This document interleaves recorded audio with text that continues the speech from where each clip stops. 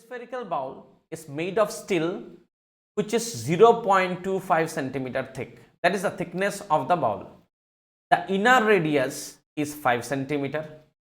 So the inner radius is 5 centimeter and the thickness of the bowl is 0.25 centimeter. Find the outer curved surface area of the bowl. Now if they are asking, if this is my bowl, this is its inner surface and this is the outer surface of the bowl. So we know the inner radius as well as the thickness. So if I just draw a circular shape just to see the front view, okay, or the top view. If you see the top view, this is how generally it look like. It has a thickness. So they have given, try and understand this. They have given the inner radius as well as this thickness. Okay, now they are asking us to find the, look, this shaded region, the outer surface area. This is what they are asking. Now to find the outer surface area, we need the radius as this as well. Now when you look at this radius, it consists of the inner radius plus this thickness. So can I write outer radius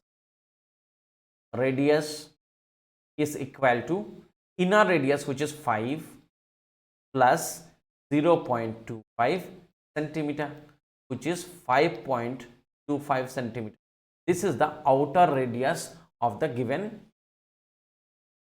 hemispherical bowl.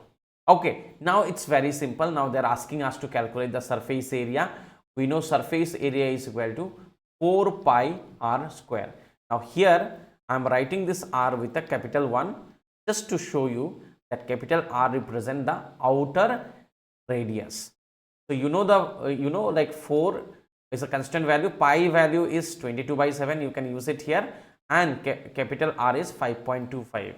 Now calculating out this, after calculation the final answer is 173.25 centimeter square, the curved surface area of a given ball.